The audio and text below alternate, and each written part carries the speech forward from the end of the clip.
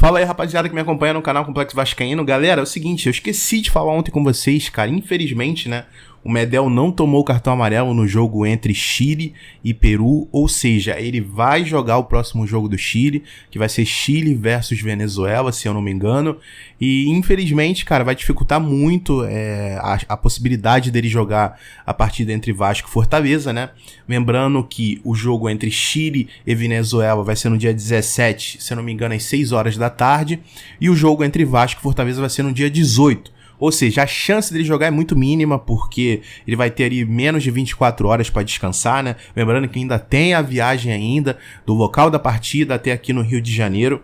Então, infelizmente, cara, o Medel vai estar de fora. E a gente traz à tona de volta, cara, eu já falei isso com vocês várias vezes em outros vídeos, que o Vasco hoje só tem um time, cara.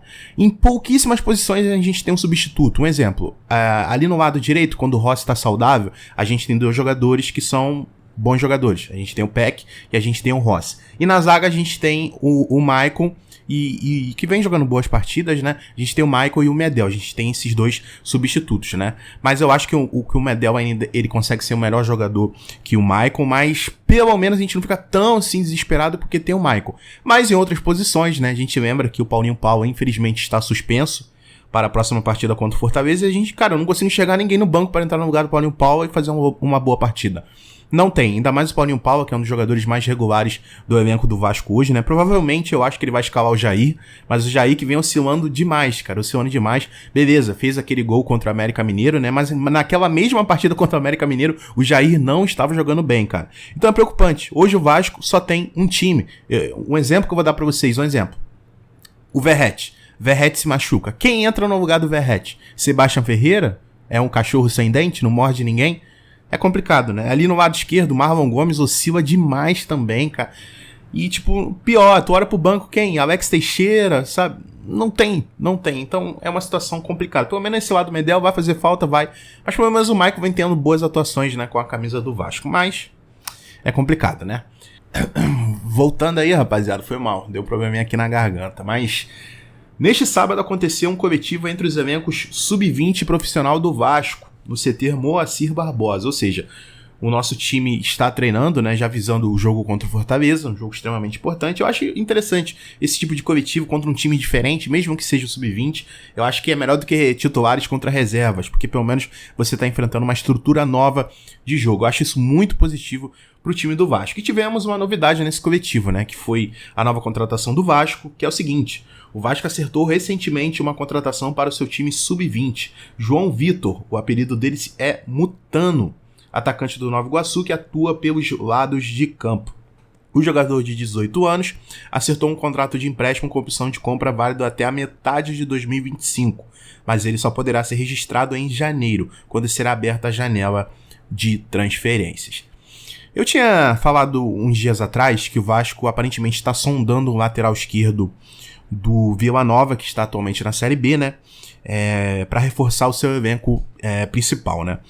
Cara, e eu fui muito contra essa possível contratação, porque, cara, ficou muito claro que no Vasco, ainda mais nesses últimos anos que a gente vem vivendo, precisamos de jogadores com carga, sabe, com experiência, e eu não consigo enxergar esse tipo de contratação. Ah, beleza, ele pode jogar bem lá no Vila Nova, coisa que aparentemente não é isso tudo, né?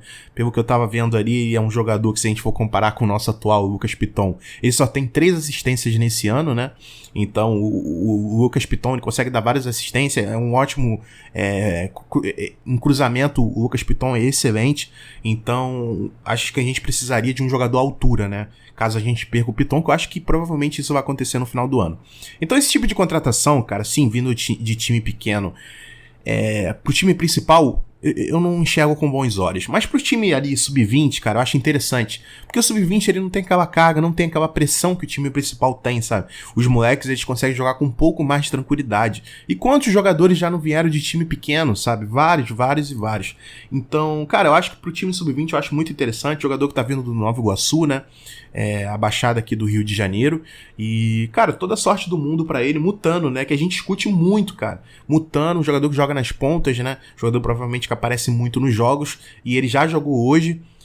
nesse coletivo que teve entre o time titular e o time sub-20 lá no CT Moacir Barbosa. Então, contratação nova pro Vasco ainda, visando o seu futuro. Então é isso, cara. Pro sub-20 eu acho legal. Agora, contratar jogador de time pequeno, cara, pro time principal eu não enxergo com bons olhos. E agora informaçãozinha aí pra vocês, cara, que saiu. O Léo Jardim é o único jogador do Vasco que atuou em todas as partidas do time até o momento no Campeonato Brasileiro. Ou seja, ele jogou todos os jogos. É um jogador que muita gente pede, né? Não sei se continua ainda com esse pensamento, ainda mais depois do pênalti que o Léo Jardim pegou contra o São Paulo, né? Mas muita gente pede o Ivan, mas, cara, eu acho a regularidade do Léo Jardim muito boa.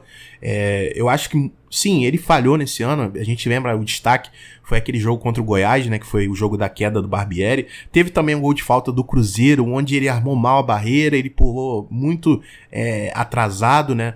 Naquele lance, mas eu acho que no geral o Léo Jardim ele tem uma boa média. Eu acho que uma boa regularidade. Eu acho que muitos dos gols que o Léo Jardim tomou foi culpa da zaga. Infelizmente a zaga em um determinado momento desse ano estava muito atrapalhada. Não que agora esteja perfeita, não. A gente continua tendo os erros, principalmente tomar os gols no finalzinho, né, do primeiro tempo e do segundo tempo. Mas eu acho que o Léo Jardim tem uma boa regularidade. Eu acho que a gente encontrou sim um bom goleiro, sabe? Eu acho que é uma posição muito difícil de encontrar hoje. É aquele paredão que fecha tudo. Mas eu acho que o Léo Jardim, eu acho que ele pode fazer uma boa carreira. E ele pode virar, quem sabe, um ídolo com a camisa do Vasco, né? Muitos duvidavam em relação a pênalti, né? Que ele não vinha pegando pênalti nas oportunidades que ele teve pra agarrar, mas nesse último jogo contra o São Paulo ele foi muito frio, ali na cobrança do Ayrton Rato, esperou até o último segundo. Então, cara, eu não tenho essa parada de ficar pedindo Ivan, não. Acho que o Léo Jardim ele consegue suprir muito bem a necessidade do nosso gol. O que vocês acham? Escreva aí nos comentários.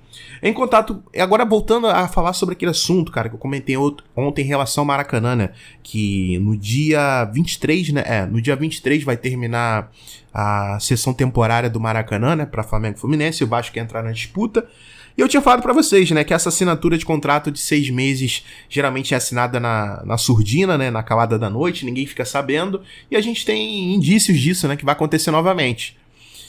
Segundo o Globoesporte.com, né, o presidente do Flamengo, ele falou, né, pro Globoesporte.com, o presidente do Flamengo, Rodolfo Landim, afirma ter garantias de que o termo de permissão de uso do Maracanã será novamente em favor da dupla Fla-Flu. Ou seja, ele já tem uma garantia ali, provavelmente alguém do governo do estado deu essa garantia pra ele.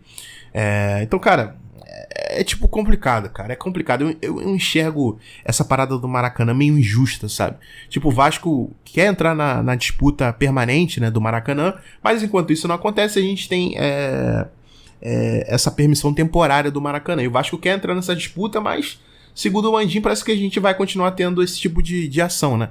Eles vão só assinar, vai sair no diário oficial, e é isso. O Vasco não entrou na disputa, o Vasco ficou ali esperando, aguardando e nada, né? Então eu acho muito preocupante isso aqui, cara, porque, como eu falo pra vocês, o Maracanã, ele é de todos, o Maracanã é do Estado. Beleza, o Estado, ele quer, vamos dizer assim, passar a permissão de uso do estádio para algum clube e tal, faz uma disputa igualitária, sabe? Mas não é isso que vem acontecendo, infelizmente, pelo que o presidente do Flamengo falou, né? A gente vai ter uma renovação, entre aspas, automática, né, da permissão de uso temporária do estádio do Maracanã. Então, o VP de futebol do Vasco, né, que disse que o Vasco iria entrar nessa disputa, tem que ficar alerta, tem que já entrar em contato com o pessoal do governo do estado, porque aparentemente já tá meio caminho andado, né? Segundo informações aí do presidente do Flamengo. Então, rapaziada, é mais ou menos isso que eu trago pra vocês hoje. Espero que vocês tenham curtido o conteúdo. Caso você não seja inscrito no canal, se inscreva. Minha frase padrão, Vascaíno ajuda Vascaíno. Você já ajudou um Vascaíno hoje? Não? Então esse é o momento. Conto com a sua inscrição, conto com o seu like, conto com o seu comentário. Canal Complexo Vascaíno na área, trazendo vídeo pra vocês todos os dias. E é isso, rapaziada. Tamo junto. Valeu. É nóis.